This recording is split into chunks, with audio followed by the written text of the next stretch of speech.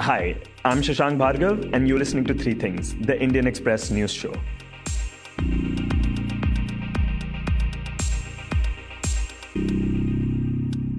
In today's episode, we will talk about the second economic relief package that Indian industries have been waiting for. We will also talk about yesterday, which was day one of the third phase of the lockdown. But first, we talk about railways.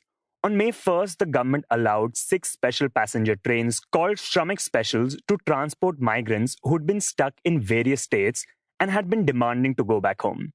The next day, they allowed around 11 more, and now it has allowed a total of 58 trains to run. But when this decision came about, very few knew about it. The entire thing seemed like it was shrouded in secrecy. And now, a few days later, this decision has attracted a number of controversies and has caused a political storm. In the first segment, Avishek Dastidar, who reports on railways, joins us to discuss how this decision came about and to shed light on the controversies around it. Avishek, could you start by talking about what exactly happened on 1st May? On 1st May, after almost 40 days of lockdown, when train operations were suspended, the government very quietly gave a permission to run one special train from Telangana to Jharkhand carrying stranded migrant laborers. So hours after that, a formal order came wherein trains were allowed to be run, special trains carrying stranded migrant students, pilgrims, and others from various states to their home states. And later we saw more such trains. Next day, 11 such trains were operational and they were taking migrant workers home. How did this decision come about, and why did this decision, as you mentioned and you wrote, why was it shrouded in secret? What was the need to hide it? So there are two parts to this. One is that the trains were included in the government order previously. A couple of days before that, government had relaxed the lockdown norms for stranded people to go home in buses. So following that, states started saying that, buses wouldn't be enough because there are like thousands and lakhs of stranded migrant laborers and other people across the country. So buses wouldn't be enough. Please allow some trains so that we could use trains to transport these people. So following that, the Home Ministry had a meeting with railways, and then they formally allowed that one train from Telangana to Jharkhand. And after that, after the successful run of that, other trains were also allowed. I mean, as a policy decision, it was allowed that trains would also be included along with buses in that earlier order. So that is one thing. And the secrecy part is, if you remember, middle of April, when the first phase of lockdown was about to end, there was this incident in Bandra in Bombay, wherein thousands of migrant laborers started thronging the railway station over there, where rumors spread that railways was resuming passenger service. I mean, the situation was quite unmanageable. So this kind of spooked the system, the railway system and the government officials. They thought that every time they announced that a train was going to run, maybe lakhs of people would come to the station and situation would become unmanageable, and everybody would, like all stranded people, would violate lockdown norms and social distancing norms, and things would go out of hand. So these are the two considerations because of which that particular train called Shramik Special from Telangana's Lingampalli to Jharkhand's Hatia, and that train was run at 5 in the morning. And the Home Ministry gave a go-ahead for that particular train late in the night. Railways prepared for the train well after midnight. And that train was run at 5 in the morning, and they didn't inform anyone. So it was like a trial. After that, when it was known that the government had allowed running of one train, then subsequently during the day, a formal order was issued allowing other trains only for this specific purpose. So now this entire thing has been riled up in some controversies. One controversy came on the first day, which was about the payment of the tickets. Could you clarify as to whether those who boarded these trains, did they have to pay for the ticket? Well, in many places, especially in Maharashtra, migrant laborers have told our reporters that they had to pay for the ticket to the state authorities, even though the rule is that, the fare rules with which these trains are being run says that railways would run these trains at the behest of states.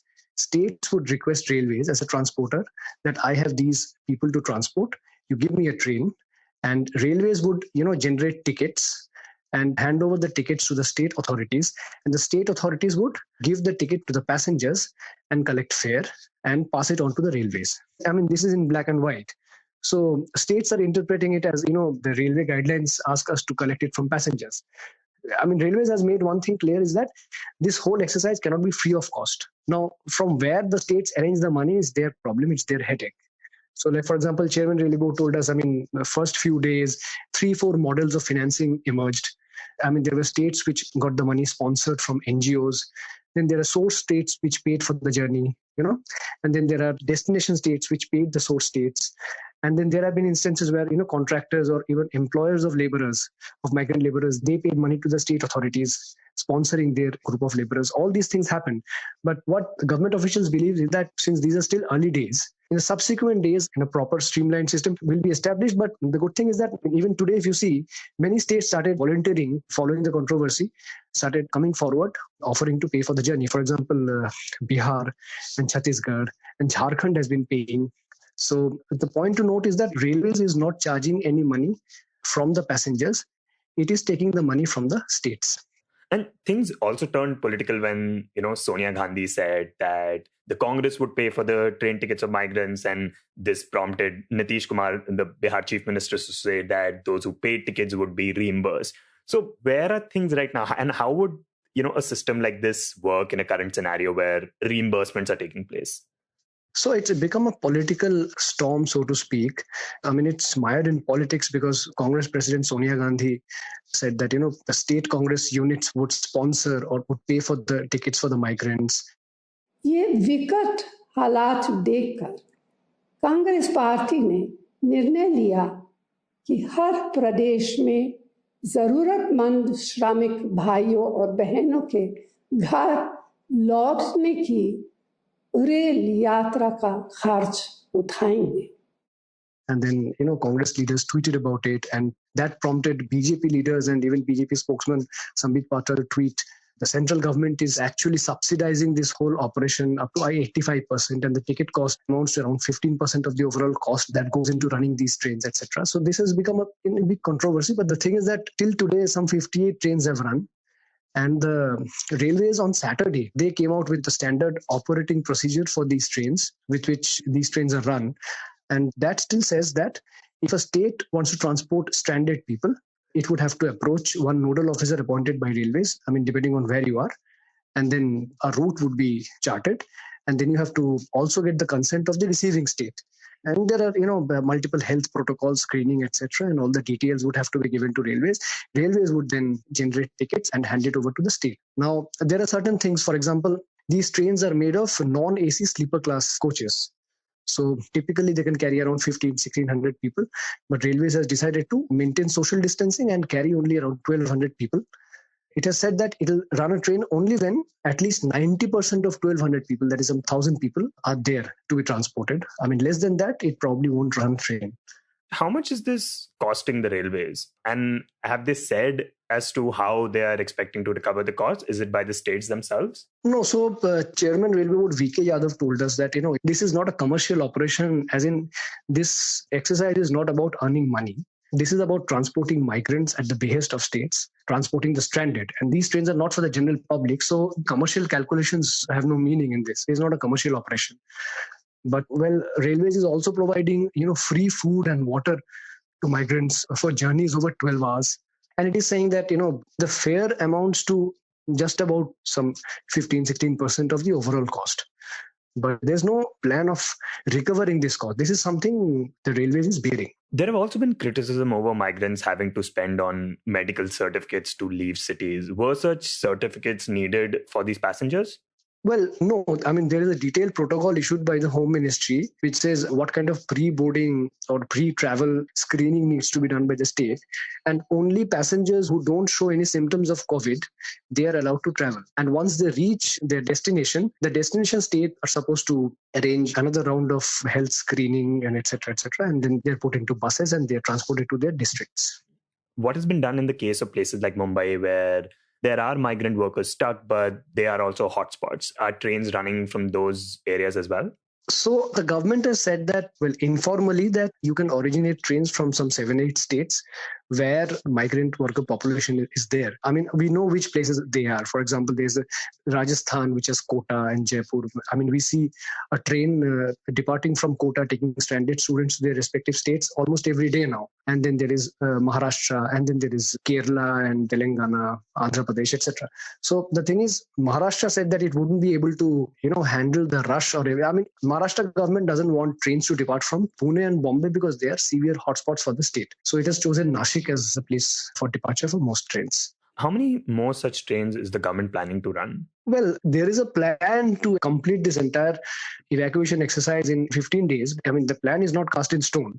There are some 1,200 rakes of railways earmarked for this job. And I mean, the infrastructure is not a problem. I mean, there's no constraint. I mean, there are many trains that can be pressed into service. That's not the thing. But railways, I mean, informally estimates around 500 trains will be run for this exercise. Can this process be speeded up, considering people, they're pooling money to take back buses home? In Surat, for example, today we saw thousands of migrant workers come out on the streets demanding, that they want to go back home. That depends on the states. You see, what is happening is that there is a very elaborate pre-boarding protocol that is being followed of screening and also sorting and distribution of tickets, etc., etc. So railways as a transporter has no say in that. So the process can be speeded up only as much as the states want it to be speeded up. I mean, it is up to them. Next, we talk about the economy. As the lockdown and the restrictions with it continue, though with some relaxations now, the Indian industries are facing tougher challenges every day. The Indian economy is carrying a burden that keeps getting heavier. And the question facing the economy right now is, when will the government announce a relief package? In this segment, Udit Misra, who writes on the economy for the Indian Express, joins us to talk about what plans does the government have for a relief package now, and what is keeping it from announcing one. Udit, the third phase of the lockdown has started, and even though the government has allowed firms to open at 33%, on the ground there is still reluctance. The MSME sector in particular has been struggling a lot. In the beginning, the government had announced a stimulus package, but that didn't help the industries that much. Now people are waiting for a second relief package. What plans does the government have for it? So it has been pending for a while now. And as you know, that we are almost over 40 days now into the lockdown. Most firms, especially firms which are smaller and which have lesser cash with them, are finding it tough to sort of negotiate with this phase. One can only hope that, going by the reports, that the government is having fairly wide consultations with different stakeholders and possibly going to come out with a massive relief package. But as of now, there is no clarity why it is getting so delayed. Nobody's giving a clear timeline. And, the charitable explanation is that perhaps they want to make it as comprehensive as it can get, and that is why it's taking more time. Which are the sectors that have been hit the most by this? And what kind of future are they looking at without this relief package, if things are delayed further? So the situation is that most of economic activity has come to a halt. And when you think about it, ultimately it boils down to this: whether as a firm you have the cushion to pay your employees and keep them on rolls, even when there are no revenues coming in. And how long can you do that? And it also depends on what is your expectation of how long this crisis will last, this total lack of demand. And as listeners would expect, the bigger firms with much more cash and savings available to them are capable of dealing with this uncertainty far longer. The smaller firms, and that is where the MSME, the medium, small, micro enterprises come into picture, which are essentially very small firms with very little capital investment or very small annual turnovers, and actually very few people involved. They are the ones that are getting affected the most. I was just looking at some of the data on MSME, and of the 634 lakh MSMEs that we have in India, the micro enterprises are actually around 99.5%. And these micro enterprises are essentially, single units, a person working in a garage kind of a thing. These are not really enterprises. When we call them micro enterprises, these are not actually bigger units. In any case, MSMEs, over 6.3 crore MSMEs, enterprises, they employ only 11 crore people. So you can imagine it's on an average less than 2 people. So that's the scale that is getting hit the most. Those are the firms that are getting hit the most.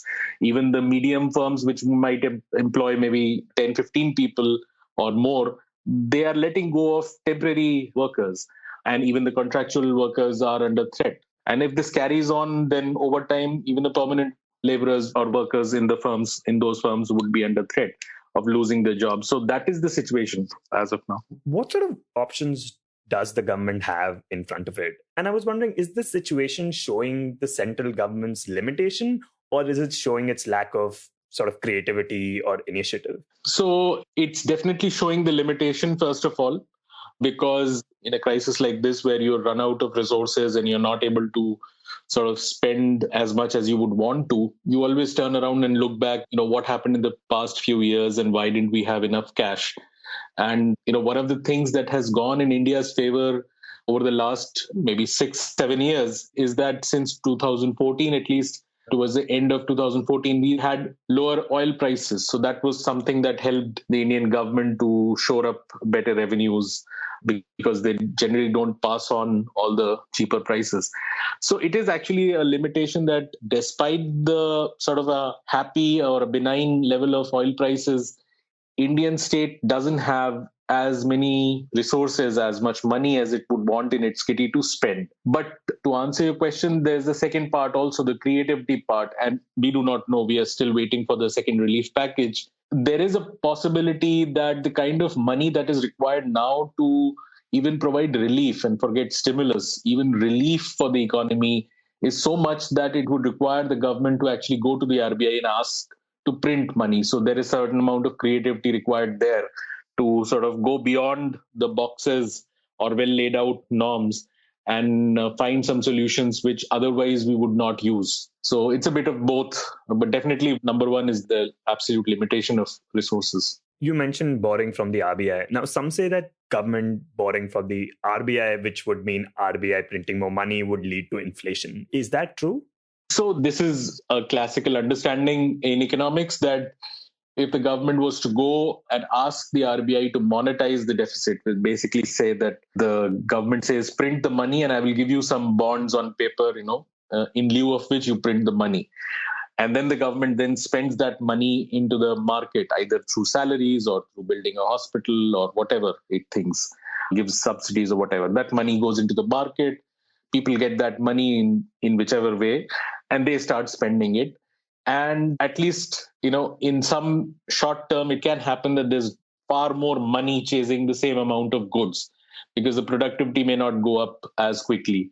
And overall, the money supply increases in the economy, and that leads to inflation. Now, this is the classical understanding. There are some question marks on whether this happens or not, and especially in a developing economy, especially in an economy in India's stage, with whether this will happen or not.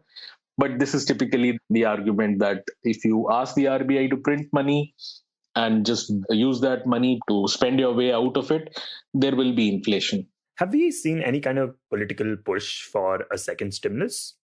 Well, it is tough to figure out what is exactly happening, because even the first relief package came 36 hours after the announcement of the nationwide lockdown. The sequencing of announcements has come for a fair amount of criticism. If the government had announced the relief package before it announced the national lockdown, perhaps people would not have felt as disrupted and their lives would not have been as disrupted as they have been.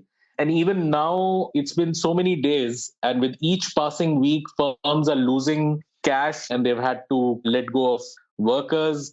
And frankly, another few weeks and many firms would go under. So it's unclear why the government has taken so much time, because the fiscal math is fairly clear. Even before the COVID crisis, India's finances were in very bad shape. The government's finances were in very, very bad shape. So it's not a case of figuring out how bad will they get. They will get fairly bad no matter what. And government will have to borrow a huge amount of money, because in this financial year, there is hardly any growth that we can expect. Actually, there is likely to be contraction. And in a contracting economy, government revenues do not grow. So government will not have the money to spend. And yet its demand on its spending has increased immensely. So, it was a foregone conclusion. For everybody, it is clear that government's finances will be in a bad shape. Then might as well do it quickly enough so that you can restore the economy to some semblance of health, or at least not allow things to get too bad in time. And in the end, we talk about day one of the third phase of the lockdown. With several relaxations now in place, yesterday saw a noticeable increase in road traffic as several non-essential stores opened across the country. For example, mobile phone, electronic and stationery shops opened in Tamil Nadu, salons were seen opened in Vijayawada in Andhra Pradesh, and employees and workers of a garment factory in Peenya industrial area in Bangalore rejoined work. But it was one particular kind of establishment that got a lot of attention and saw long queues in front of it: the liquor stores. The crowd in many places was so large that the police struggled to control it. As people violated social distancing norms, in some areas in Delhi and Mumbai, the police had to resort to lathi charge to bring the situation under control. Remember, as per the government notification, shops selling liquor have to ensure social distancing and also make sure that not more than 5 people are present at one time at the shop. But this was clearly not the case in many places. Several vendors in Rajasthan and Delhi had to close shops where social distancing norms were not being followed. Pictures could be seen of hundreds of people queuing up and a number of them struggling to carry liquor bottles. As we have discussed previously on the podcast, the reason liquor shops were allowed to be open was because states have been struggling financially, and the revenues that states collect from alcohol sales are significant. A report published by the RBI in September 2019 shows that state excise duties on liquor is the second or third biggest contributor to states' own tax revenue after GST. The revenue from alcohol for some states contributes 20 to 40% of their revenue. You can find out more about this and about the relaxations put in place from our podcast from yesterday, where Deepti Tiwari was in conversation with Arun George. You were listening to Three Things by the Indian Express. Today's show, as always, was edited and mixed by our producer Joshua Thomas. If you like the show, then do subscribe to us wherever you get your podcasts. You can also recommend the show to someone you think will like it. Share it with a friend or someone in your family. It's the best way for people to get to know about us. You can also tweet us at Express Audio and write to us at podcasts@indianexpress.com.